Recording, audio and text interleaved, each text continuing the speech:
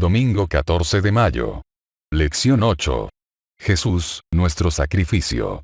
Uno de los temas que permean la Biblia entera, incluso el tema por excelencia, es la obra de Dios de salvar a la humanidad caída.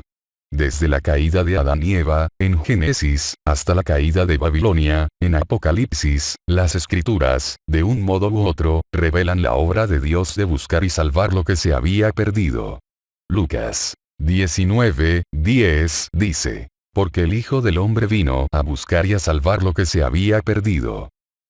Y este tema está presente también en las epístolas de Pedro. Primera de Pedro 1:18 y 19. Dice: sabiendo que fuisteis rescatados de vuestra vana manera de vivir, la cual recibisteis de vuestros padres, no con cosas corruptibles, como oro o plata, sino con la sangre preciosa de Cristo, como de un cordero sin mancha y sin contaminación. Y Colosenses 1:13 y 14 dice: el cual nos ha librado de la potestad de las tinieblas, y trasladado al reino de su amado Hijo, en quien tenemos redención por su sangre, el perdón de pecados. ¿Qué significa ser redimido? ¿Y qué tiene que ver la sangre con la redención? Primera de Pedro 1:18 y 19 describe la importancia de la muerte de Jesús de este modo: sabiendo que fuisteis rescatados, no con cosas corruptibles, como oro o plata, sino con la sangre preciosa de Cristo, como de un cordero sin mancha y sin contaminación. Hay dos imágenes clave en estas palabras: redención y sacrificios animales. Redención se utiliza en la Biblia de varias maneras.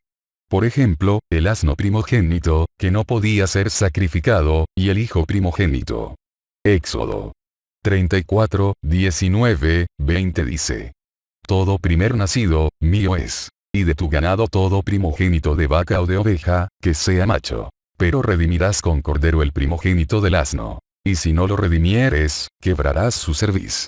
Redimirás todo primogénito de tus hijos. Y ninguno se presentará delante de mí con las manos vacías. Eran redimidos por el sacrificio de un cordero sustituto. Podía utilizarse dinero para comprar nuevamente, redimir, aquello que había sido vendido a causa de la pobreza propia. Levítico 25:26 dice: cuando tu hermano empobreciere, y vendiere algo de su posesión, entonces su pariente más próximo vendrá y rescatará lo que su hermano hubiere vendido. Y cuando el hombre no tuviere rescatador, y consiguiere lo suficiente para el rescate.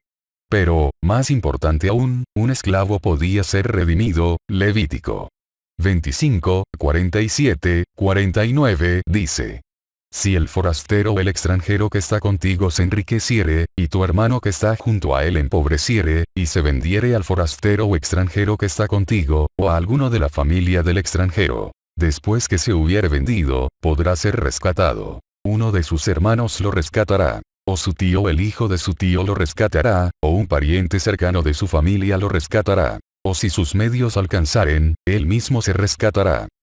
Primera de Pedro informa a los lectores que el costo para comprarnos nuevamente, redimirnos, de vuestra vana manera de vivir, la cual recibisteis de vuestros padres. Primera de Pedro 1:18, no fue nada menos que la sangre preciosa de Cristo, como de un cordero sin mancha y sin contaminación. Primera de Pedro 1:19. La imagen del cordero, por supuesto, evoca el concepto de sacrificios animales. Pedro compara así la muerte de Cristo con un sacrificio animal en la Biblia hebrea. El pecador traía una oveja sin mancha al santuario. Luego, posaba sus manos sobre el animal. Levítico 4:32-33 dice: y si por su ofrenda por el pecado trajere cordero, hembra sin defecto traerá. Y pondrá su mano sobre la cabeza de la ofrenda de expiación, y la degollará por expiación en el lugar donde se degüella el holocausto. El animal era degollado, y un poco de su sangre se colocaba sobre el altar. El resto era derramado en la base del altar. Levítico 4:34 dice: después con su dedo el sacerdote tomará de la sangre de la expiación, y la pondrá sobre los cuernos del altar del holocausto, y derramará el resto de la sangre al pie del altar. La muerte del animal del sacrificio proveía expiación por aquel que ofrecía el sacrificio. Levítico 4:35 dice: y le quitará toda su grosura, como fue quitada la grosura del sacrificio de paz, y el sacerdote la hará arder en el altar sobre la ofrenda encendida a Jehová. Y le hará el sacerdote expiación de su pecado que habrá cometido, y será perdonado. Pedro está diciendo que Jesús murió en nuestro lugar, y que su muerte nos redimió de nuestra antigua vida y de la perdición que, de otro modo, sería nuestra. El hecho de que nuestra esperanza de salvación existe solamente gracias a un sustituto castigado en nuestro lugar, que nos enseña sobre nuestra dependencia completa de Dios,